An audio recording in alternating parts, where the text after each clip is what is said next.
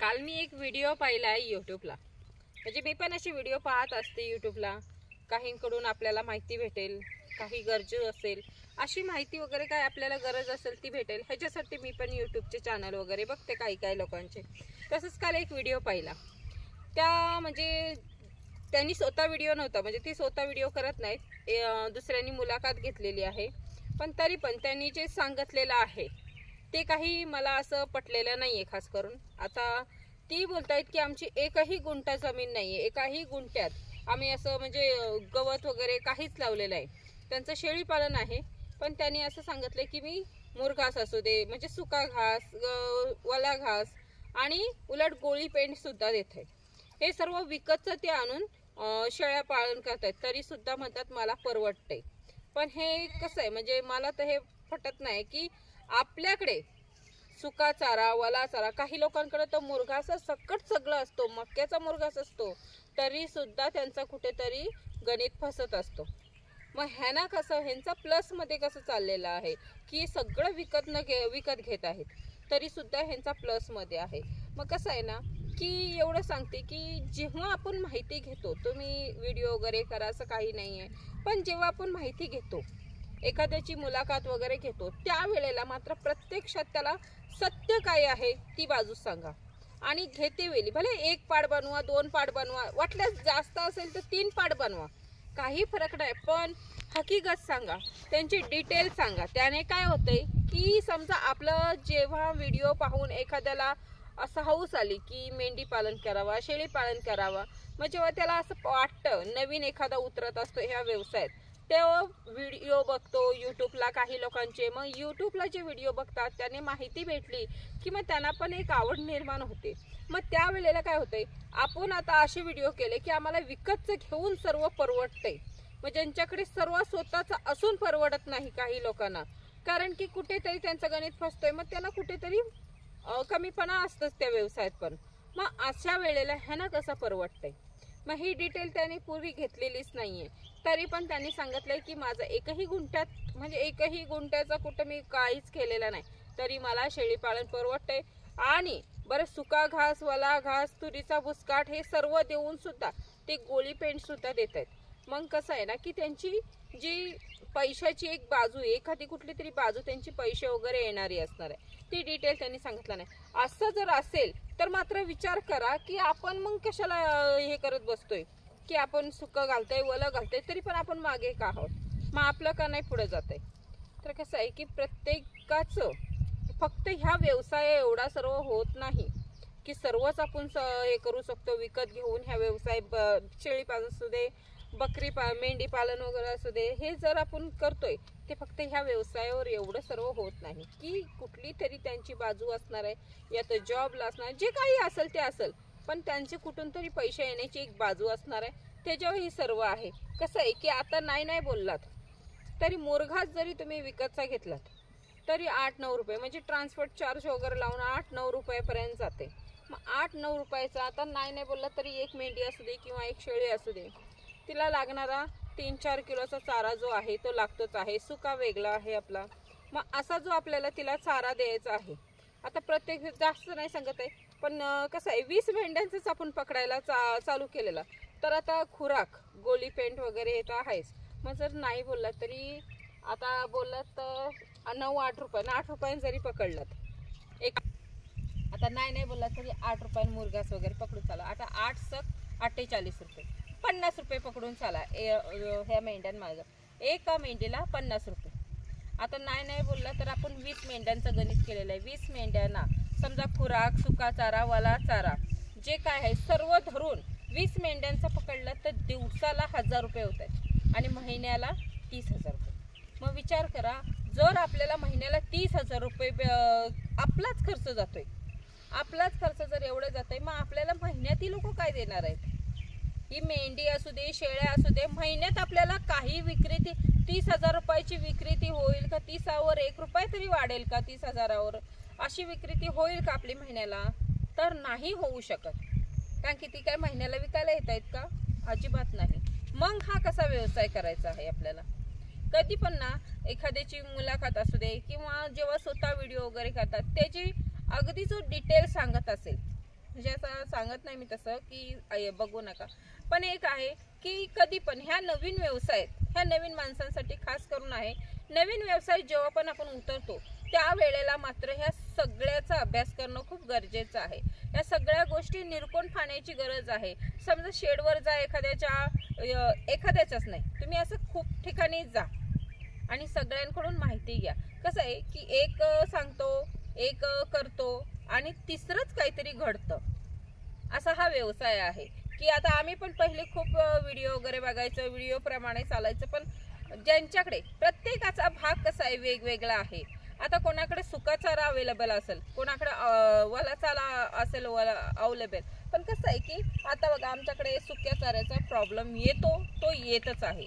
मग आम्ही काय करतोय की सुक्या चारा विकत घेतोय. ह्या व्यवसायात कसं आहे, एखादा चारा नसेल आणि एखादा चारा आपल्याला विकत घ्यायला लागला तरी चालतंय, पण सर्वच आता सुक्यापासनं, वल्यापासनं अगदी त्यांच्या खुराकापर्यंत विकत घेणं हा एक आपल्याला म्हणजे अगदी जे आहे ते पण आपल्याकडचं जाईल. असं आहे की आपल्याकडे जो आपण कुठे पुंजी साठवलेली असेल ना, ती पुंजी पण ह्या व्यवसायात निघून जाईल आणि आपले हात खाली राहणार आहेत. पण कधी पण आपला हा व्यवसाय करतेवेळी सर्वच विकत घेण्याची असं करूच नका. आपल्याकडे आता सुरुवातीला काही नसलं तरी पायरीने काहीतरी आपल्याकडे गवत अवेलेबल असला पाहिजे. तुमचा सुका असू दे, वळा असू, जे काही असेल. आणि ज्याच्याकडे सगळंच आहे, म्हणजे मुरघासापासून स्वतः करत आहे, त्याची गोष्ट वेगळीच आहे. तरी पण सुद्धा त्याचं कुठेतरी गणित एखादा फसतो. आणि फसत नाही असं कुणी मला सांगावं की फसत नाही, पण हे 100% आहे. सगळं असलं तरी फसतो. मग ह्यांचं कसं असेल, मग त्यांचं गणित त्यांनाच माहीत असेल की त्यांचं कसं चालतंय, की त्यांनी सर्व विकत घेऊन सुद्धा ते प्लस मध्ये आहेत. हे मला पटलं नाही म्हणून मी बोललेली आहे. आता हे सांगण्याचं कारण म्हणजे कसं आहे की एक म्हणतात ना, अनुभव शिकवून जातो काहीतरी, तसंच आहे. हे सांगायचं कारण ह्यासाठी आहे की जेव्हा पण आपण असे व्हिडिओ बघतो त्यावेळेला आपण जी नवीन यंग पिढी वगैरे आहे आपली, ती ह्या व्यवसायात आता उतरायला लागलेली आहे. आणि ह्या व्यवसायात उतरतेवेळी मात्र कसं होतंय की हे जे आपण व्हिडिओ पाहतोय, ह्या मुलाखती असू दे, तुम्ही स्वतः व्हिडिओ बनवा, हे पाहूनच कुठेतरी कसं आहे की आम्ही सुरुवातीला जेव्हा हे मेंढी पालन केलेलं, नारी सुवर्ण मेंढ्यांचेच आम्ही व्हिडिओ बघायचो, पण ते कर्नाटकचे होते. आणि त्यावेळेला ती पण सांगायची 6 महिन्यात, 5 महिन्यात, 6 महिन्यात असे येतात आणि 15 महिन्यात त्यांचे डबल पैसे होतात. ही एक म्हणजे व्हिडिओ पाहून मनात असं वाटलं की अरे वा, आपल्याकडे मग काही जास्तच होणार पैसे. मग अशाने आम्ही पेपरावर गणित उतरवलं, त्याच्यात लयच असं वाटलं. मग स्वप्नांची बिल्डिंग बांधली. पण जेव्हा आम्ही ह्याच्यात व्यवसायात उतरलेला आणि जेव्हा हा व्यवसाय आपली सुरुवात केलेली, त्या व्यवसायाचं जेव्हा आपल्याला सर्व गणित बघायला दिसायला लागलं आणि त्या व्यवसायात जे काही म्हणजे छोटे छोटे गणित फसायला लागले, आपले काही प्रॉब्लेम्स यायला लागले, त्याच्यानंतर ती स्वप्नांची बिल्डिंग खाली ढासळली. मग आपल्या पेपरावरचा गणित पण फेकून टाकलेला आणि फक्त एवढाच विचार केलेला आहे की जो आपल्याला समोर गणित दिसतोय तोच करायचा आहे आणि त्या गणितावरच आपला दुसरा गणित अवलंबून आहे. आणि अशी मग स्वतःची जेव्हा गणित रंगवायला लागलेलं, स्वतःचे जेव्हा विचार वगैरे स्वतःच्या विचारानं हा व्यवसाय करायला लागलेला, त्यावेळेला मात्र आता व्यवस्थित आहे. पण कसं आहे की दुसऱ्याचं विचारानं आपण गणित करू आणि आपले स्वप्न रंगू आणि मस्त स्वप्नांची बिल्डिंग बांधू, तर ती कुठेतरी पडते. पण प्रत्येकाने काही करायचं आहे. आता नाही बोललात तरी पण आता तुम्हाला एक उदाहरण देते. आपण जेव्हा ड्रायव्हिंग करतो त्यावेळेला नवीन ड्रायव्हर आणि जुन्या ड्रायव्हरमध्ये एक फरक येतो. काय येतो फरक, की नवीन ड्रायव्हर कुठंतरी घाटामध्ये गाडी त्याची बंद पडते आणि त्याला चालवायला समजत नाही. पण जो जुना ड्रायव्हर आहे, एक्सपर्ट असतो तो प्रत्येक गोष्टी, कारण की तो त्याचं आयुष्य त्यातनं झिजून निघालेला असतो. त्यामुळे तो एक्सपर्ट झालेला असतो, त्या व्यवसायात असू दे किंवा त्या ड्रायव्हर असू दे. आता ही जी आपल्याला आम्ही पण कर्नाटकवाल्यांची व्हिडिओ वगैरे बघायचे, ते एक्सपर्ट झालेले आहेत त्या व्यवसायात. त्यामुळे त्याच्यात ते सगळं जे होतं त्यांचं जिजून निघालेले, प्रत्येक जी गोष्ट त्यांनी सहन केलेली आहे त्यातनं ते निघून गेले. त्यामुळे ते अगदी चोखपणे सांगू शकतात की हे असं आहे, ते तसं आहे, ते तितकं होऊ शकतं. पण आपण जेव्हा नवीन उतरतो ना, तसं नवीन ड्रायव्हरनी पण सावधानी बाळगणे गरजेचे आहे. तसं ह्या व्यवसायात सुद्धा नवीन माणसांनी जेव्हा उतरतो तेव्हा सावधानगिरी बाळगणे हे गरजेचं आहे. त्याच्यात एक्सपर्ट जो असतो तो मात्र आपल्याला सांगत असतो, पण एक्सपर्ट झालेला पण कुठून तरी झिजत निघून पुढे गेलेला असतो. तो पायऱ्या टप्प्याटप्प्यानेच गेलेला असतो. पण तो एक्सपर्ट झालेला आहे त्या व्यवसायात। तसाच जेव्हा आपण गाडी चालवतो त्यावेळेला मात्र हे ड्रायव्हरचं जे आता तुम्हाला सांगितलेलं आहे की नवीन असतो तर हमखास कुठेतरी फसतो, पण जो जुना आहे तो मात्र कुठूनही कसाही कुठल्याही गल्ली गोळ्यात असू दे कुठल्याही घाटात असतो तिथनं व्यवस्थितपणे निघून जातो।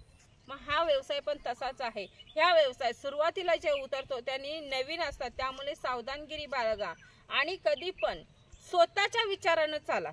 स्वतःला काय दिसतंय समोर, तुमच्या व्यवसायात कशाची गरज आहे, तुमच्या व्यवसायात कधी पण बघा की तुम्हाला तुमचा व्यवसाय शिकवतो। आता हे जे मेंढी आहेत ह्या स्वतः शिकवणं त्यांना कुठली गरज आहे, त्यांच्यासाठी काय गरजेचं आहे, म्हणून कधी पण ना एक आपला स्वतःचा व्यवसाय करते वेळी दुसऱ्याची अक्कल घ्यायची नाही, आपल्याला फक्त सल्ला घ्यायचा। पण सल्ल्यात पण आपल्याला जर आपला पण तिथे सल्ला असला पाहिजे, जेव्हा त्याच्या सल्ल्याला असं वाटतंय की आपल्याला त्याचा सल्ला चुकीचा वाटतोय, आपल्या सल्ला हा इकडे त्याचा सल्ला आपल्याकडे चालणार नाहीये, मग हा विषय सोडून द्यायचा आणि आपल्या सल्ल्याला जे पटतंय म्हणजे आपल्या मनाला जे पटतंय त्याप्रमाणे चालायचं आहे।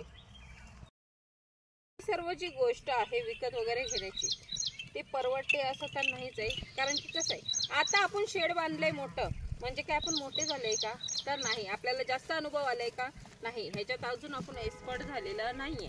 आता तसंच बोलायचं झालं तर एक्सपर्ट जर काही माहिती पाहिजे असेल, काही शिकायचं असेल तर मात्र शिकावं ते मेंढपालन करणं। आता त्यांच्याकडे पैसा नाही आहे का, आहे पैसा, पण कसं आहे की त्यांच्याकडे 6 महिने चाऱ्याचं नियोजन असतं, पण 6 महिने चाऱ्याचं नियोजन नसतं। मग ते 6 महिने आपले गावी चालत फिरत आपलं चाललेलं असतं, त्यांचं पायपीट करणं, मग ते मेंढरं त्यांची इकडं तिकडं आपली ह्याच्या वावरात बसवते। हे जे काय आहे ते त्यांच्या फक्त मेंढरांना चारा नसतो त्याच्यासाठी येतात।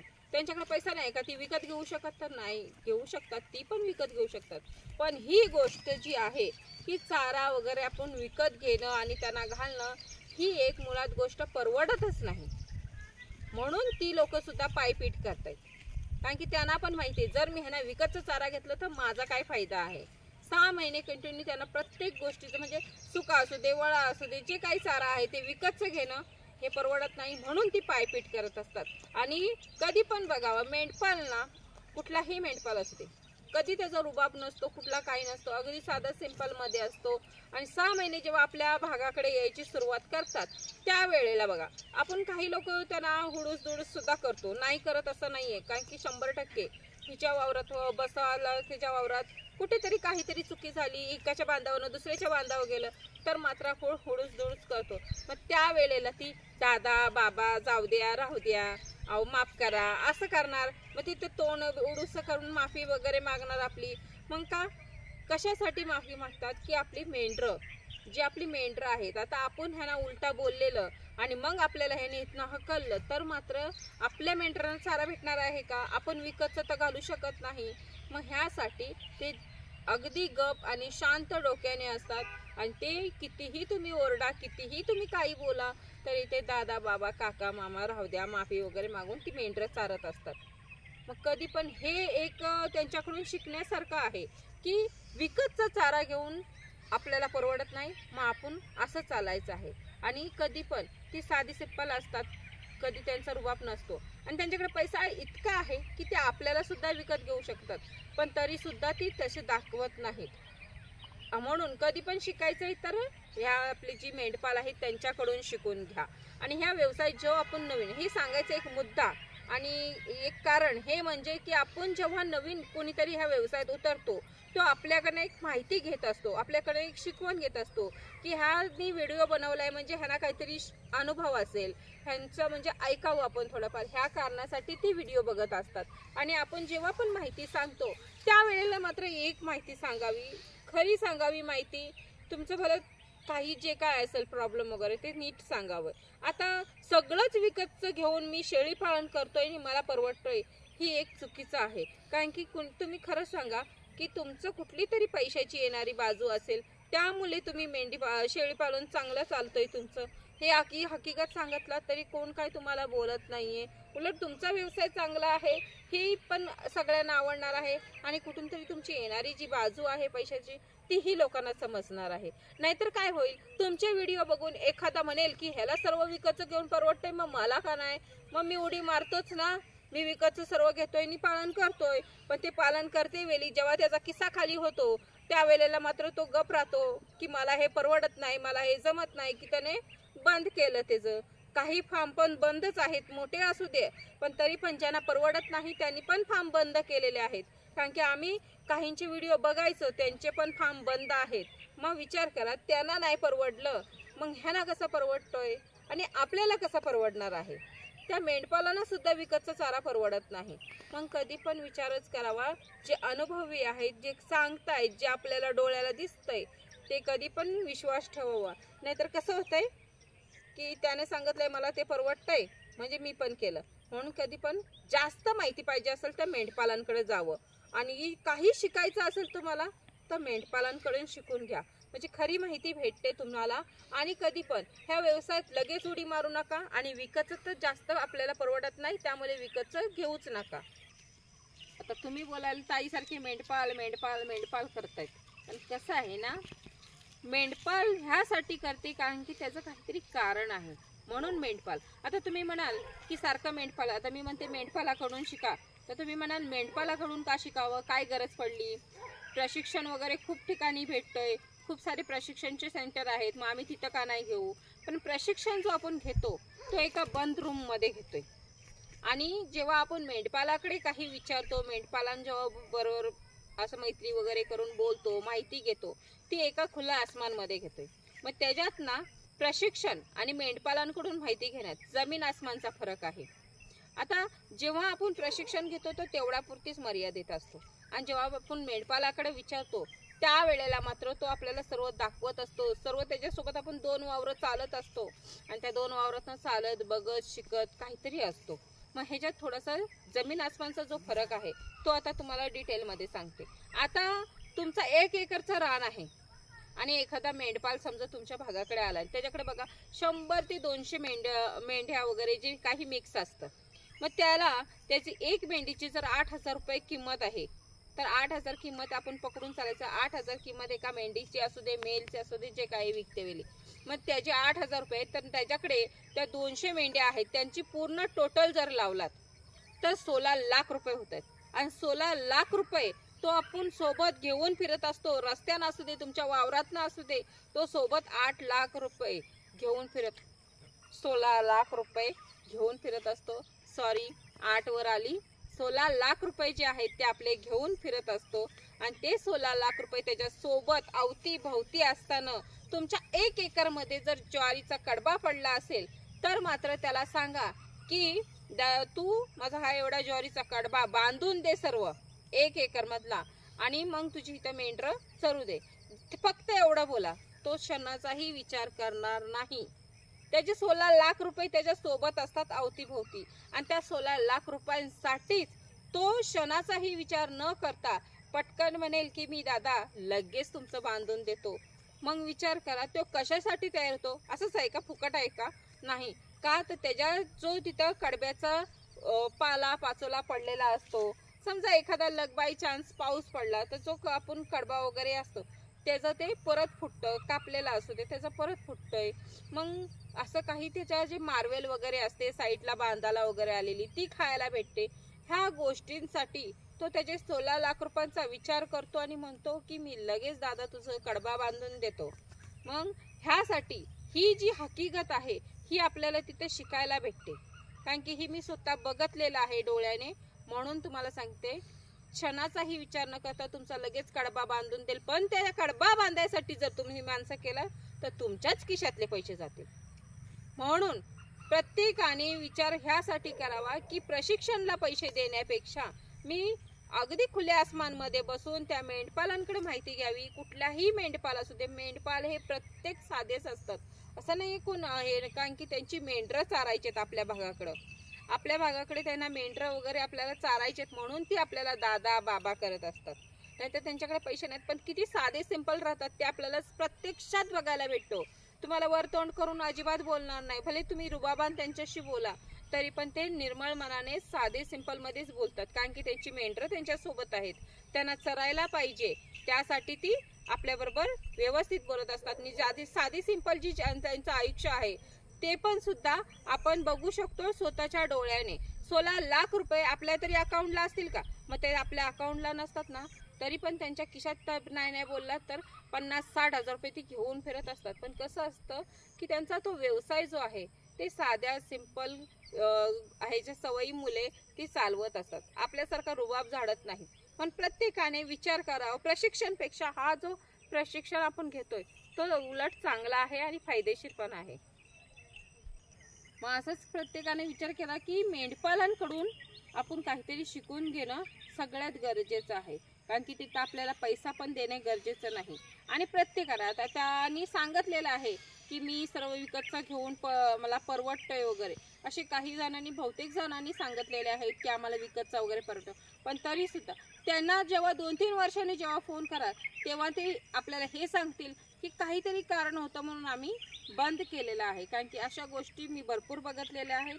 त्यामुळे हे तुम्हाला सांगते की प्रत्येक गोष्ट विकत घेणं आपल्याला हे व्यवसायात परवडत नाही. मेंढपालांसारख्या ना आपल्यापेक्षा जास्त असतात त्या पटीने त्यांच्याकडे मेंढर, तर त्यांना परवडत नाही. मग आपल्याला कसा परवडणार आहे? कधीच परवडणार नाही. म्हणून प्रत्येकाने भले एखादा चारा विकत घ्यावा लागला तरी चालेल, पण पूर्ण चाऱ्याचा जो नियोजन आहे तो विकतवर परवडत नाही.